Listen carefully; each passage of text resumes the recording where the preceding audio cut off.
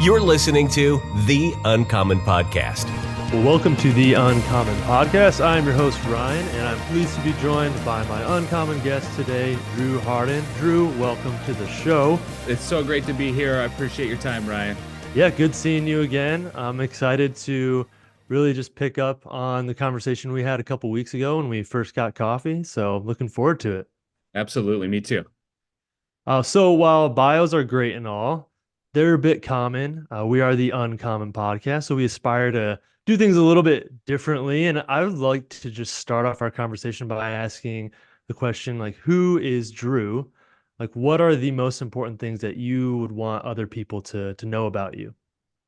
Wow, what a great question, man! A hard-hitting question. The very Right out the first, gate. right out of the gate. It's gonna be tough. It's gonna be a difficult interview. I can tell. Nah. I'm someone who's just very blessed and very thankful. I'm someone who's filled with gratitude, and I just feel like I've been blessed with a really great life. I have the opportunity to. I have an amazing family. I have a wonderful wife. I have two wonderful boys, two teenage boys, and I have the opportunity to influence them, but also to influence a lot of other people too. And I really desire to, be a blessing to everyone around me and of course my family, but that also includes my team here at Blue Compass. I'm very interested in being a fantastic leader. I try my very best. I'm imperfect, but I certainly try my very best. And I want to do incredible work for clients, help them to grow their reach, their influence, their businesses, of course. And I'm also really passionate, Ryan, about helping others enjoy work more. I think that work is a place where we can really find purpose and friendships and relationships and where we can grow and get better.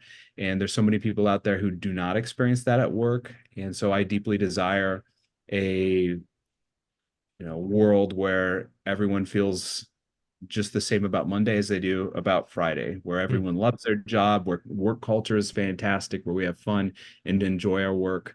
And that's one of the other things about my life. I certainly try to influence other leaders and workplaces to enhance their culture and make it even better.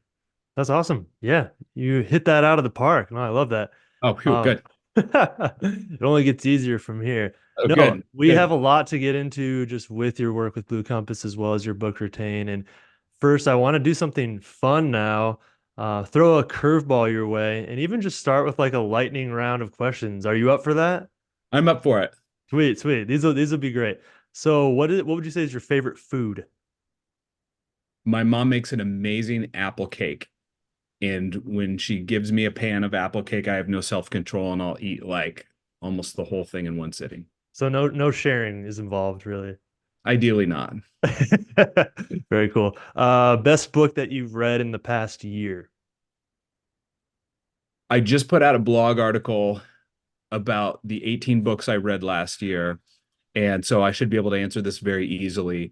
I always read, not necessarily the whole thing, but at least parts of the Bible every year. So you can't be better than that. It's such an incredible book. So certainly the Bible, but the second best book is, I would say, um, Napoleon Hill's Master Course.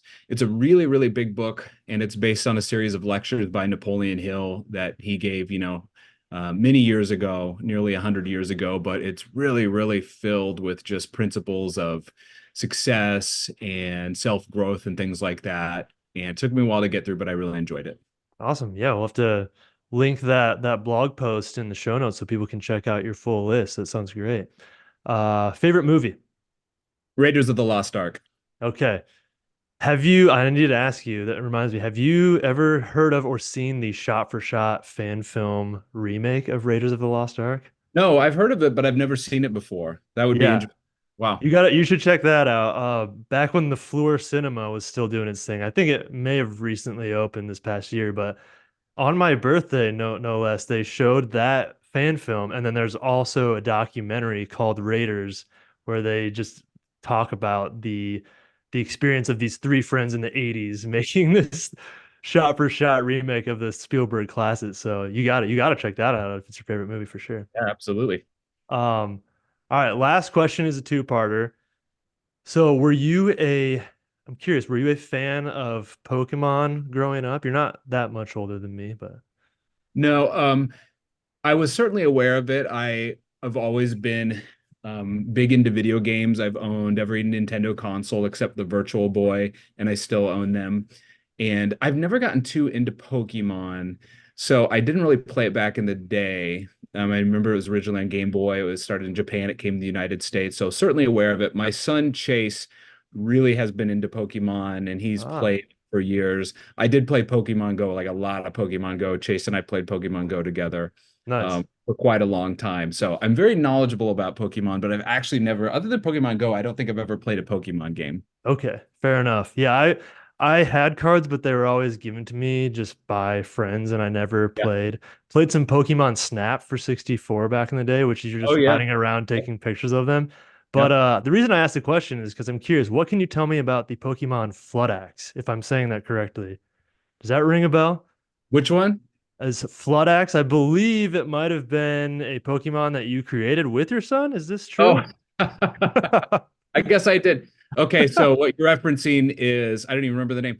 This is, I don't know, maybe a couple of years ago or so on my social media. Yeah, my son and I were drawing Pokemon, and I felt like I did a pretty good job with my drawing. Yeah, And so I posted it on social media. And yeah, I guess I must have named it FloodX. It was a I think so, if I'm water saying that type, correctly. water type clearly. Yeah, I've always been a doodler and a drawer, and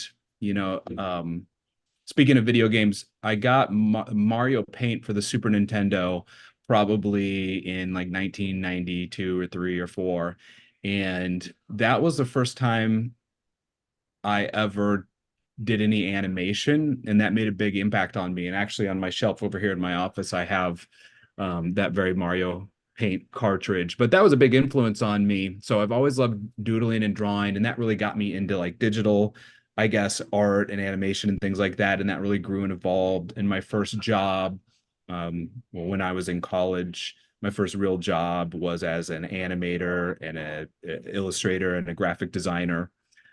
So yeah, that had a big impact on me. I still love to doodle. I'm kind of Yeah, rusty. yeah. Well, I mean, the flood axe looked very formidable, so I think you still got some skill set. But that just goes to show parents like video games can have their place for inspiration and kind of forming that career Yeah. trajectory. So that's pretty Well, cool. I remember back in the 90s, like video games were always looked at as kind of negative by older people. And, I mean, some people today play video games, 24/7. And, you know, we limit how much our boys can play video games. I don't think we should play them all the time. But at the same time, people watch TV all the time. And, what's better, watching TV or playing a video game? I suppose it depends on the content in Sure, both cases.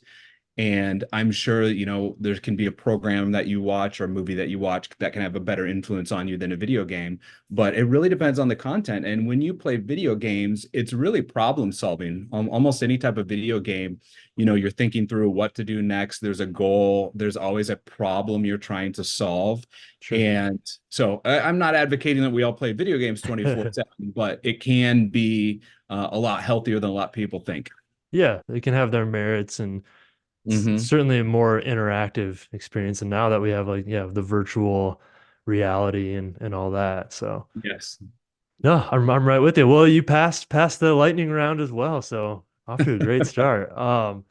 So yeah, getting into to work, that's one of our uncommon pillars, worthwhile work. So really kind of looking at the pursuit of passion and purpose in our profession. And what I've learned from you and your story so far, it certainly seems like worthwhile work is a priority of yours and something that you're doing a fantastic job cultivating through starting Blue Compass, also in your company culture, consulting work, and speaking. As far as like a quick flyover of Blue Compass. Essentially, you're a team of digital experts helping brands succeed online through award-winning web design, development, and marketing. I took that right from the website, so I know it's accurate. But I mean, yeah, give us an idea. I know you've probably had to tell this story a lot, but started back in 2007 with your now partner Carrie, and you guys were working together at the time. And I've heard you kind of describe as you've retold the story of like this kind of unshakable desire to start your own business. So I would love for you, speaking of Mario Paint, if you could paint us a picture of what it looked like at the time, what life looked like, and Yeah. kind of what drove you to strike out on your own, kind of forego your Yeah. existing security and really start your own business. Yeah. Well, it was 2007, and I was working at a video production company. My wife worked at the same place, and then my friend Carrie Capola worked at the same place as well. And I spent a lot of time doing work, graphics and animation for videos, which I loved, but I always desired to get more into websites, into digital. And that's something Carrie did quite a bit of. But I could tell that this company was never going to fully embrace digital. And that's fine. I mean, this was, their business was video, and that's fine. So I started to develop kind of a desire to focus more on the web. And in addition to that, when I started working at this place, it had fantastic company culture. I just loved it. It was so much fun to go to work every day. And over the years, it had degraded quite a bit. And I didn't love that. And so, one day my wife was like, why don't you just start your own place? Maybe you should just start a business, and you can have a great culture and you can work on digital and the web. And I was super young. I mean, just a couple years out of college, but that idea really stuck with me. And I knew I couldn't do it on my own. I was at least smart enough to know I was pretty inexperienced. And I mean, I could do a decent design, but that was about it. So I recognized that Kerry had a lot of skills that I didn't. He had some skills in development. He had a lot more skills with sales and presentations and things like that that I had never done. So I just asked him one day, would you be interested in starting our own place where we can always focus on the web? And he said, no. My wife is pregnant with our first kid, and this is a great job, and I can't leave it. And my wife actually happened to be pregnant with our first child as well. And so I think that was probably a reasonable response. But, I was pretty persistent, Ryan, and I just kept asking him, and eventually I got him to say yes. So we ended up quitting our jobs, and it was very organic. We didn't have any funding. We didn't really have like this strong business plan. We didn't really have clients lined up or anything like that. And people always ask, Drew, were you scared? That sounds like such a frightening thing to do. And I wasn't scared at all. I was never scared. And it's not because I'm wise or have everything figured out. It's because I was so passionate about doing it. So it really taught me that when your passion outweighs your fear, you can do some incredible things. Mm. And we started up, we both worked out of our homes, and we just tried to build websites, try to find clients to build websites for. And, worked there for 2007. We started doing well enough in 2008. We were able to get a small office. We hired someone in 2009. And, just slowly over the years, we were blessed and added more and more people to our team. And it's really been a wonderful thing, to add great experts to our team that can do things better than I can, because at the beginning I was doing everything and maybe not any of it all that well. But now, I mean, we have people who do business development so much better than me, and designers who are better than me, and developers and, project managers. I mean, so many, like everyone's better than me now. And so my goal is just to kind of get out of the way and let the experts do their thing. That's been a blessing. So yeah, we have 36 people now, and we continue to grow. And it's been, there's been ups and downs. I haven't always made the right decisions, and I've struggled. And I think any small business owner can tell you it's probably the best job in the world when things are going well, and maybe the worst job in the world when things aren't going well. But I've learned so much, and so I'm really thankful for that. Yeah, no, thank you for providing some context in the background there. I think there's a lot to take from that story. I think even specifically, it says a lot about your wife at the time for her being pregnant and Yeah. for her to be the one to present that idea of you, starting your own thing. I Yep. think that says a lot about her and just the faith that she had in you, which is really cool. Yeah, she's really, really incredible. Her name is Melissa, and she actually worked at Blue Compass for a time too, and really helped us start our digital marketing department. We do a lot of like search engine optimization and other digital marketing things to help our clients get more awareness. And she's very instrumental in that. And, especially the early days, Ryan, when I would just spend, I'd be working like 80 hours a week. We had two young boys. I would, come into work early. I would stay late. I'd come home for dinner. The boys would go to bed. I'd go back to work. I'd work weekends. And she never once complained. She was always supportive. So I'm really thankful for that. Yeah. even in that detail, as you kind of reflect back on marriage in that season, like what do you attribute to keeping your guys' relationship with you and is it Melissa you said? Yeah. What kept you guys Yeah. strong in that time? Well, I think, man, I'm really blessed with an incredible marriage. And I think we do a good job. I think maybe the root of it is, just a lot of love for each other, of course, but we both really, we're really hard workers, have great work ethics, and we really respect work. And so neither of us have an issue or problem if the one has to work extra. But one of the things that really keeps us united, I think, is just as simple as it sounds, communication.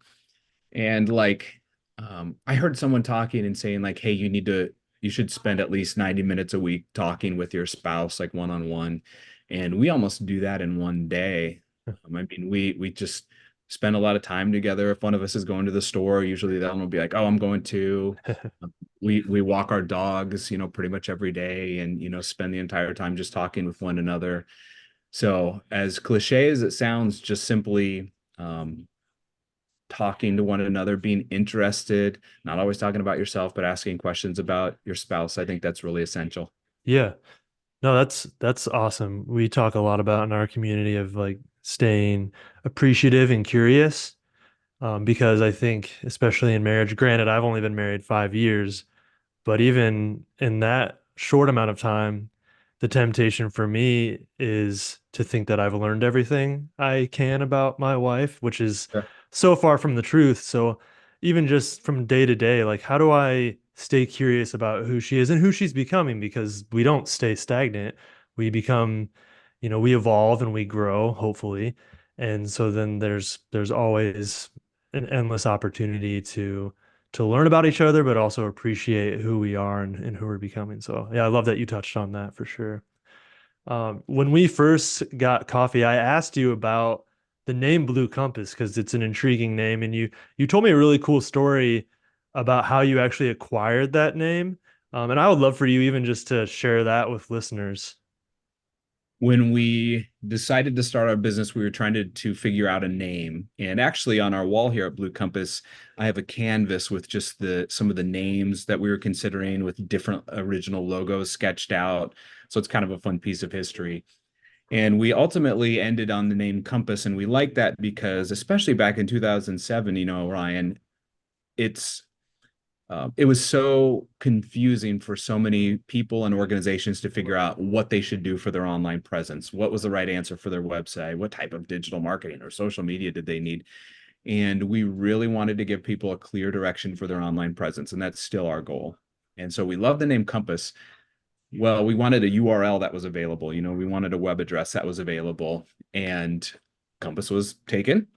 And so we threw some words in front of it, and we just liked the word blue. We liked how it sounded. It sounded a little more creative in front of a little more structured word. But bluecompass.com was taken, and it was owned by a travel agency that was based out of, I think, Denver, Colorado, somewhere.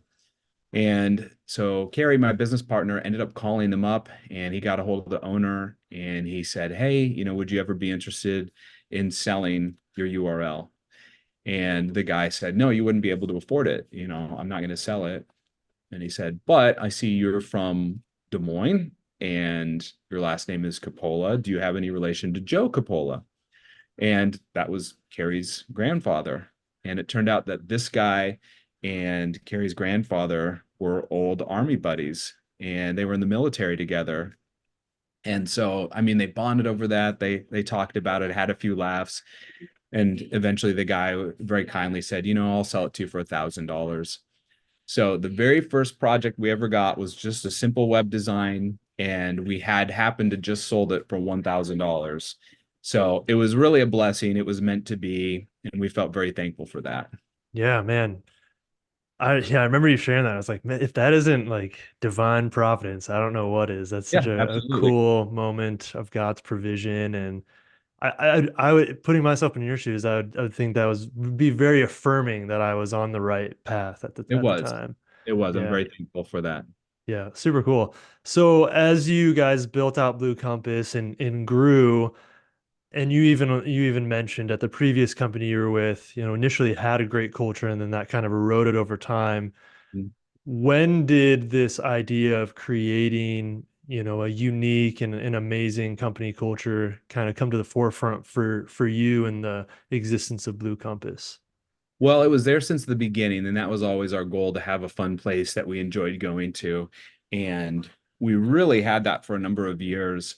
And especially when your team is a little smaller, it's not particularly difficult to avoid drama and gossip. It's easier to have fun and have a good culture together. And we hired people we really enjoyed. And then in 2012, so we're about 5 years in or so. I always say the best and worst thing that ever happened to us happened, which is we got this massive, massive client that we had never had uh, that scale of client before. And this project was so big, we immediately needed to hire. And we had 8 people back then, and we immediately doubled in size and got about 16 people. And after that, Ryan, that was the first time I ever noticed any forms of drama or gossip creeping into Blue Compass. And I was like, what's going on here? And ultimately, those years were pretty difficult because that's never what I wanted. And I had to figure out what to do about it. And I was a very young leader at the time. And it taught me that the power of my personality is not enough to fuel a great company culture. You have to have a mission, you have to have values, you have to be very purposeful about it, and you have to have a plan. You can't just let culture hopefully move in the right direction itself, because it won't, because we're all human, we're all imperfect. And so we developed our 5 values and really emphasized those. And we removed some people that were not the right fit for our team and got really serious about giving our team members a really good experience each and every day. And eventually things turned around. And, today I'm really thankful we win, national awards for our culture. We have clients thank us all the time for the great experiences they have. And they mentioned that they can tell our culture is fantastic. People say they can feel it when they're in our office. It's just an energy in the air. So things turned around, and I'm really thankful for that. And I think, and as CEO, I've learned that my number one purpose is to make our values and our mission known to our team members, to live them out myself, and to help our team do the same. And if I can do that, we're going to have such an incredible workplace. Everyone's going to feel supported. No one's going to be looking over their shoulder because someone's taking their credit. And when we all feel safe and supportive, when we're showing joy together in the workplace, we're going to be able to probably do some incredible work, and I'll move in the right direction. Yeah, excellent. And those values you guys came up. So you said you have 5. Yep. So they are, so we are positive, we continually grow our expertise, we support one another, we give clients our best, and we reject drama and gossip. That's correct. Yep, you And got it. there's more that you could say on that, sure, to flesh it out. But I would love for you to even talk about, like, how did you arrive at these specific values? Was there a particular exercise that you guys went through as a leadership, or did they just kind of seem to materialize naturally? Well, I think it was just a discussion and brainstorming, and then I've actually refined it over the years. So in my book, I actually have in one of the chapters, it takes you through the exercise about how your organization can either develop values or refine your current values. And they have to be visible. That's the key. You can't just have values. You can't just hang them on the wall and forget about them. You have to have leadership that believes in them. You have to live them out yourself as leaders and managers. You have to have team members who know them. At Blue Compass, we put them on our wall. We put them on our website. We have them in our intranet. We have them in our proposals. I went and pitched a new business to a big Fortune 500 company a number of months ago, and I had a slide deck, and the very first slide that came up was just simply each one of our values. And that seems very internal. It's like, why would I start trying to pitch new business by just talking about our values? But it's so integral to who we are that they have to be visible and they have to be communicated. And it's important not only that our team members believe in those values, but also that our clients do too. We want to work with clients that are positive. We want to work with clients that want to grow, want to stay away from drama and gossip and things like that. So we try to do that. But yeah, it was just a process of discussing, who are we? Where do we want to go? Who do we want to be? And that kind of fueled the discussion for our values initially. Yeah. Just kind of a sense of like consistently preaching to yourself your values. And that's the way that you're gonna maintain, like make sure that you're actually like living according to them, right? Yeah, and again, I have to live them out myself. So if I'm negative and I'm complaining and everything, that's really, really going to hurt our culture because that's the opposite of our values. In our team meetings every month, we will share an example of each one of those five values of someone doing one. Like we are positive, and we'll share an example of someone in the last 30 days who lived that value out. And so there's a little bit of storytelling, but it's like every time we're together, we focus on those and we articulate them and we talk about how someone lived them out. And I Yeah. think story in that example is more interesting than just reciting the values. And it's just one of the ways we keep them top of mind. Yeah. And you're affirming your team members in the process. You're not It's not like, all right, and then our value of being positive. Here's how so and so was not positive. It's Yes, catching people doing good, right? exactly. Yeah. That's fantastic. Are there any other ways that practically that you as a CEO try to demonstrate those values or hold your team accountable to maintaining those values? Well, again, I think it's just about making them very visible. And I mentioned some of the ways that we have them visible around the office and digitally and elsewhere. And then, giving examples on a regular basis is how we do it. And then I think, the leaders of your team can make or break your culture because company culture isn't a ping pong table. Company culture is the sum of the leadership and the interactions and the values of your workplace each and every day. It's what you experience each and every day. It's how you feel when you go home. So we have to have leaders here at Blue Compass who are positive, who give clients their best, who want to grow their expertise, who stay away from drama and gossip, who actually shut it down. So I think that's the big final piece. You have to have leaders. And we don't have perfect leaders here. I don't know any perfect leaders, and I'm sure I fail at these sometimes too. But overall, you got to have leaders that follow these, because if your leaders are not following your values, then why should anyone else? Hmm. Yeah. And just knowing that you've created a safe place where you can be held accountable. And if anyone ever kind of steps away from that, they can be graciously corrected, I guess would be one way to put it. Yeah. Yeah. Yep. If you Awesome. can have a workplace where someone can come up to you and said, "Hey, I feel like you could have done that better," and it doesn't offend you, and you're open to that feedback, that's a pretty powerful workplace. Yeah. I'd say that's pretty rare. Very cool. So I'd love to get into your book, Retain. So how to create an incredible company culture that no one wants to leave. And you've already touched on a lot of the factors that go into that. And I just want to say I love the book. I listened to it on Audible, and you did a great job reading it. And Thank you. I feel like you provided tons of practical wisdom, not only how to create an amazing work culture, but also how to enhance just all your relationships by adding value and practicing gratitude. So I think I benefited just from listening to it, even if I'm never in a position like that. So everyone should listen to it and take a lot away from it. But I wanted to know what inspired you to write the book, and was it an idea that you'd been sitting on for a while, or how did it come to fruition? Crafting and maintaining a incredible workplace has become just such importance to me, and is something that I do so much of. Little by little, people have asked me to, as we've become more known for that, people have come asked me to come speak about it. I've done a lot of, speeches and presentations about it. And so I've gotten somewhat decent, at least, about articulating it. So I decided, I'd love to be able to put this into a book so, people could read it on their own. And I think that was the inspiration for it. It's something that I am passionate about and live out all the time, and I'd love for others to experience the culture that we do. Yeah. Was there a significant like new idea that came to you through the process of writing that book? And I'm sure just reflecting over the years and things. Oh, that's a great question. I don't know if anyone has asked me that. I don't know if any new ideas came to me, Ryan, but it certainly helped me refine and better articulate my current ideas. And for me, if I can write something down, it really helps my mind work through it. And so I'm sure the whole process just made me understand it a little better. I probably wrote more for me than anyone else. Yeah.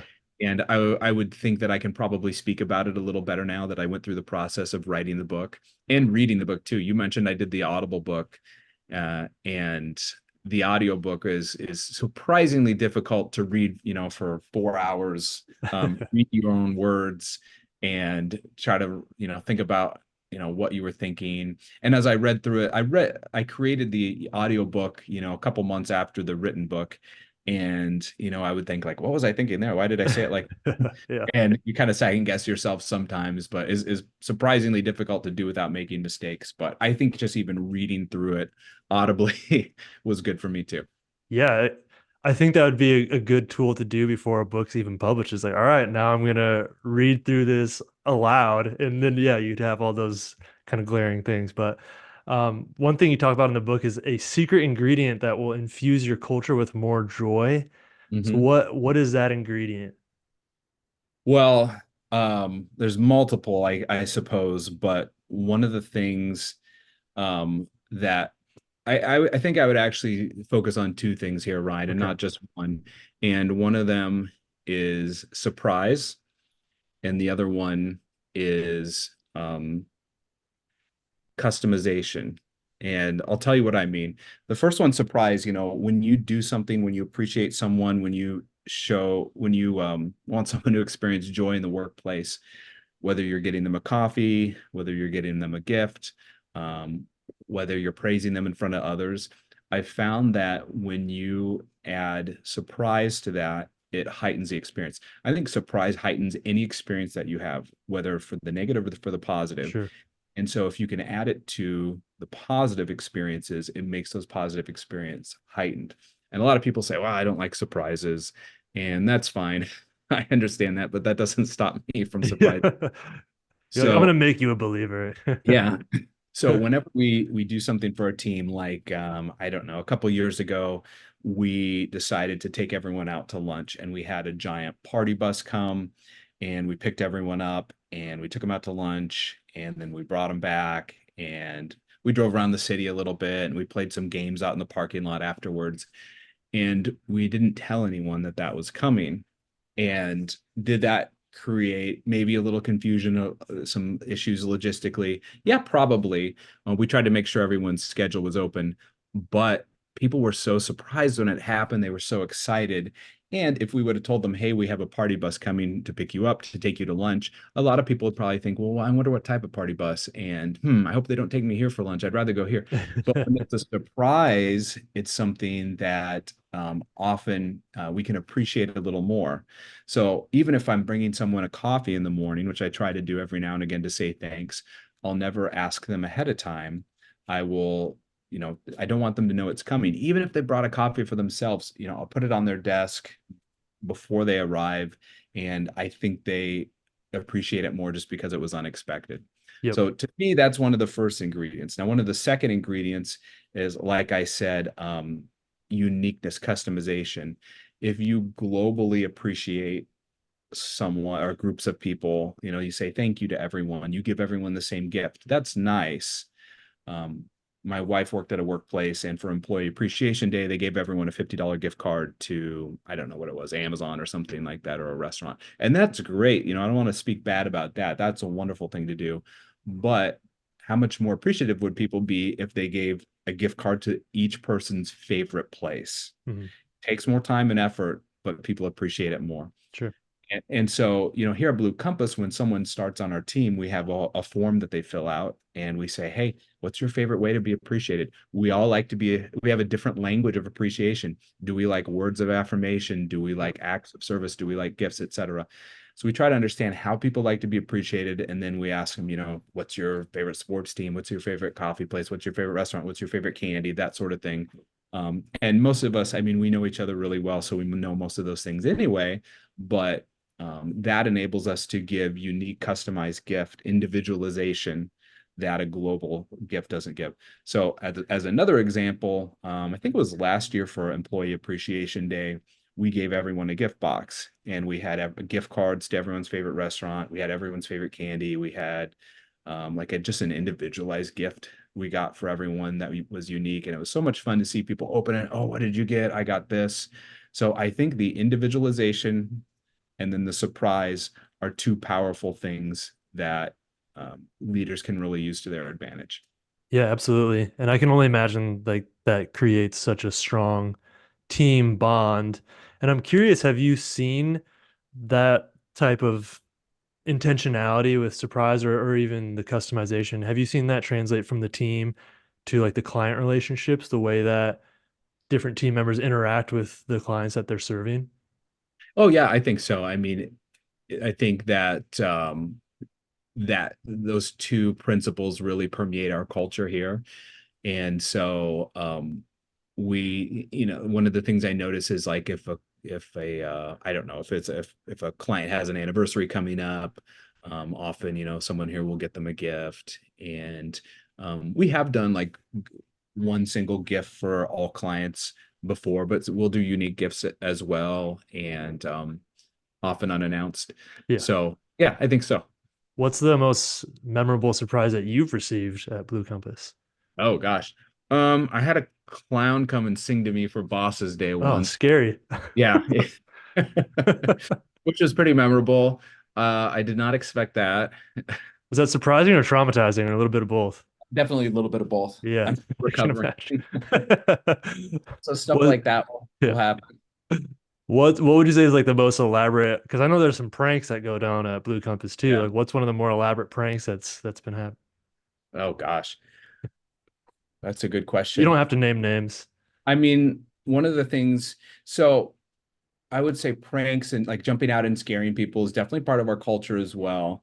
And it's easy to say, well, that's unprofessional. And maybe it is, but I also think that the workplace should be fun, and we're not here to be boring. And I think the best leaders don't just allow fun, they cause it. Hmm. So it's something I never want to shut down. But when we do interviews here, we have a conference room that just has one glass wall. And usually the interviewee will sit with his or her back to the wall. And so, and I talk about this in my book, but we will always have people come by and try to make them laugh. And so whether it's making a funny face or pushing each other around on chairs, one of the better ones that happened recently was we had, I think, 3 or 4 members of our development team put on wigs. And I don't know if they had a guitar or what, but they played like a country song, and they were dancing like they were a band and trying to get the person to laugh.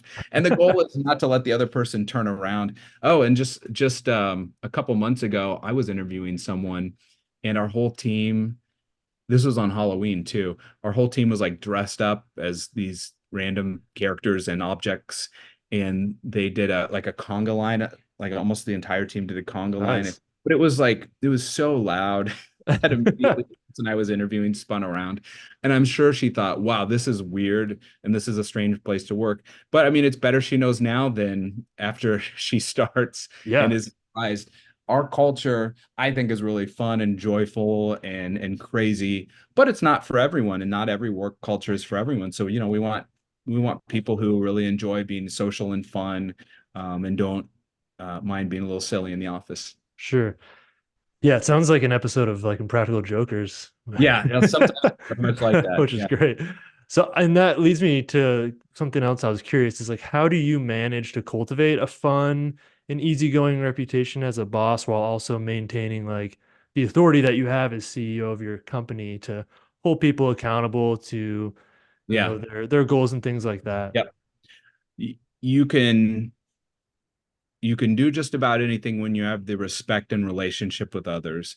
And so the baseline of that is, if my team member knows I know I actually care about them, then that enables me great influence and um, great opportunities. So that's the baseline of it. I mean, if you're a leader, it's not about barking orders. It's not about just the bottom line. It's about relationships. And, relationships matter more than billable hours. Billable hours matter quite a bit too. but relationships matter more. So if I can be a leader that has the respect of my team, that cares about them, that actually takes time to connect with them, that takes time to go over to someone's desk and say, "How was your weekend?" That takes time to listen. I think a lot of leaders don't listen very well. The greatest communication issue today is that we often listen to respond. We don't listen to, um, hear and Yeah, understand learn. Yeah. and learn. Yeah. So if you can be a leader that actually listens, that actually cares, that takes time out of your day, forget about your to-do list for a little bit and go talk to people and listen. That will really build those relationships. And when you have, friendships and relationships and bonding in the office, people are so much more willing to go out of their way to help and serve one another than if they were otherwise. So it's good leaders are servant leaders. Yeah. And I would imagine that motivates individuals. They want to work. They want to do their best work because they've been given a sense of dignity and worth, and it's like they want to do a great job for the company. It kind of sounds like striking a good balance between like Michael Scott and Steve Jobs. Is that accurate at all? I'll have to think about that analogy, but yeah, maybe it's somewhere in there. You should just do an employee poll, see who they liken you to more. um, so yeah, kind of transitioning. I mentioned the principles that you outline in your book are transferable to everyday life. So things like appreciation and service, and even joking. I'm curious, in what ways do you think your emphasis on healthy, fun work culture has positively impacted your personal relationships, whether in marriage or parenting or friendship? Well, we spend so much of our time every day in the workplace. Whatever you experience there is going to influence your personal life. It's going to influence your marriage, your friendships, your boyfriend, your girlfriend, whatever that, your kids, whatever that might be. And I've had incredible seasons of stress and difficult times, in my 16 years at Blue Compass, but especially, the latter half, just as I got to be a little bit better of a leader and we figured things out a little more, has been really wonderful. And so, do I have pressure on me? Yeah, I do. Do I have stress? I don't have a lot of stress. I have stress occasionally, but we all have pressure on us. Whether you have stress or not is your decision. Hmm. And I try to say no to stress. I'm not perfect, but I'm getting better. And I have such a healthy work life that I think it's been really good for my health. I think it's been good for my marriage and my friendships and things like that. And I think generally when I get home, I'm in a pretty good mood. So yeah, the quality of your workplace really matters. It really impacts, and vice versa too, of course. Yeah, I love that distinguishing between pressure and stress. Like we all face pressure, but how you respond to it determines whether or not you succumb to stress or you just are resourceful and creative and you find a way. But I'm curious, in light of that, like what are some of the things with all your commitments and responsibilities, like what do you do outside of work to have fun and unwind, and even like prioritize your own physical, mental, emotional health? Oh yeah. Well, I think, staying healthy is so important. I try my best to eat right. I run a lot, lift weights, that sort of thing. I'm work out every single day. I think that's important to do it early in the morning. I get up at 5:40, and I think that's extremely important. And so sometimes people say I'm too busy to work out, and you're too busy not to work out. You have to take care of your health. So I think that's really important for sure, and something that I really have tried to emphasize. So I enjoy doing that. I ran my first marathon a couple months ago, which was harder than I thought it would be. It was a good experience. I finished. And so spending time with my kids, watching sports with them, playing video games with them is certainly something I do. And then reading as well. And of course, spending time with my wife. Yeah. What does it look like for you to even practice like active rest? Because I know like working out is important, but that is very active and can take a lot out of you. But what does it look Yeah, like for you to rest and have Sabbath? And that's probably something I could get better at. And I don't know if I've mastered active rest. I'm pretty productive most of the time. So when I have free time, I will often just create content like for my website. I'll write blog articles, I'll create videos, try to create like helpful, worthwhile social posts. So that's one of the ways. That's probably not active rest though. Um, you know, watching a movie sometimes or just chilling out and playing a video game, walking the dogs. Um, I think that's probably the best response I have for active rest. Yeah, different types of rest, whether it's like physical, mental, emotional, right? Mhm. Um, you mentioned like, yeah, the time that you spend with your kids, either playing video games or whatnot. Like, what would you say as a dad is something that you're currently celebrating in the lives of your kids? You mentioned you have two teenage boys, right? Yeah, yeah. One is 13, one is 15, almost 16. Um, I think it's, yeah, my oldest son is getting to the point where he actually, won't be in the house for that much longer. So that's kind of a reality check, I think. And so as I'm thinking about, moving into this year and everything, I'm trying to think, how can I be purposeful about continuing to build those relationships? I deeply desire to have great relationships with my boys, tell them I love them every day. We tease each other, laugh together and everything. But I want, as I get older and as they're in their 20s and 30s and everything, I want to continue to have that great relationship with them. That's really important to me. So I'm trying to think about how can I influence them positively. Sometimes as a parent, it's kind of tough to tell your kid a lesson or teach them something, maybe especially when they're teenagers. And we have really good relationships, but sometimes it's like, oh, there's dad trying to tell me something again. So I'm trying to Sure. think how I can have the best impression on my boys and how we can be purposeful about spending time with them. Yeah, it takes a lot of work and effort to raise good kids, but it's definitely one of life's greatest joys. Yeah, that's one of the most worthwhile work that we can do, right?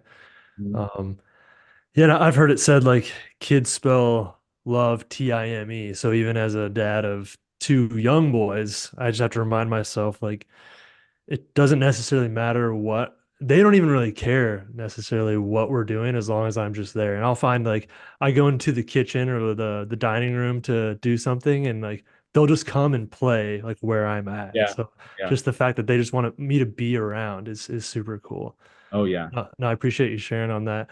Um, so yeah, we've talked about the core values of Blue Compass, and one of our uncommon pillars is victorious vision, and we talk a lot about just core values as people and how that that really sets the foundation for our identity, and then our identity helps us come up with goals and cast vision. So I'd be curious to know, like, what would you say is one of your core values as a man? I think, kind of like I talked about in the beginning, Ryan, I just think influence and having positive influence. I want to ensure that I live a life where I'm always impacting others positively, whether it's my family, my team, my friends, or, my followers, those who see what I'm doing online and watch my videos and things like that, who read my book. I want to have a lasting positive impact. Um, yeah, I think that's really important. And then just having great relationships in all that I do, especially with God, that's important. For sure, for sure. Well, as we wrap up, hours flown by. I want to just ask two more questions. In light of it being January in the beginning of 2024, I would love to know like what is one thing you're excited about for your professional life and one thing you're excited about for your personal life as we start the new year. Good question. Well, I mean, every at the end of every year, I set what I call future goal statements, and I do it for different categories of my life. So my family, my mental life, spiritual life, physical, fitness, my personal brand, my vocation, and I write, you know, in present tense as if it was 1 year from now. This year I improved my relationship with my wife and did X, Y, and Z. Or I try to think what would make me just feel incredibly happy and blessed if I accomplished these this year, and I write Mhm. them as if they had been done. So this is something I focus on quite a bit. I think professionally, I just feel really excited about going into this year. We have just some really phenomenal new clients lined up, some great new business. We're hiring, we're growing. We have a really happy team. Like I said, there's always ups and downs in business, and things aren't always perfect, but we're just in a great position to grow and do a better job of serving our team. So I'm just really excited about that personally. And then in my personal life, I think just, like I mentioned with my boys, just I want to do a really good job of influencing them and spending more time with them this year and spending time together as a family, especially in light of the fact that, my oldest son, the time I have with him is limited, especially, 2, 3 years from now. So I'm Yeah. excited about that. Yeah. Awesome. I'm excited for you. Yeah, we've covered a lot just from your work and even getting into, yeah, family relationships and health and casting vision. So my last question for you is one that I like to ask some of my guests. I don't ask all of them, but it's in light of this casting vision and even you mentioned kind of the visualization that you do. But if you were to jump ahead, let's say 30 years from now, and you're sitting at the dinner table with your wife, kids, you have grandkids at that point, just all your loved ones. And as you look around the table, see smiling faces, and you're kind of reflecting on the years and decades, even like what do you hope that you'll be toasting to in terms of just what God has done in the lives of your family? Yeah, gosh, what a great question. I think just being in that position would be a blessing in and of itself, to have healthy, well-adjusted, successful kids with great, well-balanced lives, relationships with God themselves. That would be a huge blessing. To have grandkids too, who are in a great place. That would just be a huge blessing. So if it was nothing else, I just think that would be a great, and to be able to spend time with them and see them. As I get older, having gratitude becomes more important. And I think having gratitude, you know, we are also driven by things that we want, Mm. and by the focus on what we don't have, and I'm no different, but gratitude makes what we have enough. And so I think just having that moment would be really special.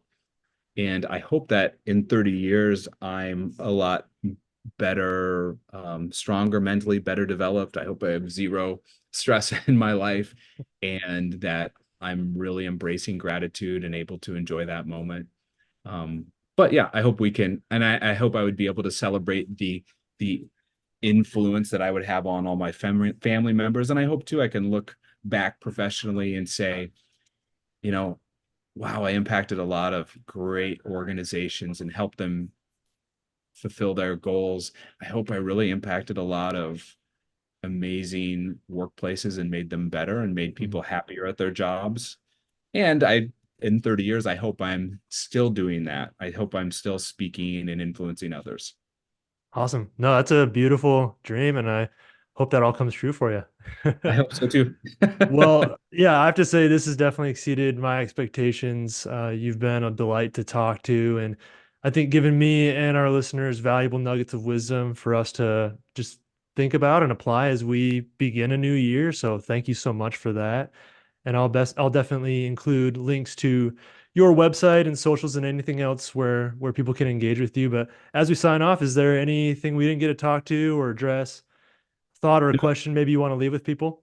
No, I would just say, hey, I love what you're doing, Ryan. Keep up the good work. I love these conversations that you're having. I know that, you recently had an episode about consuming versus creating. I think that's so important because we're so pushed to be consumers in life. So, encouragement to you to keep up the good work. Thank you. No, I appreciate you listening to that, and thank you for the affirming words as well.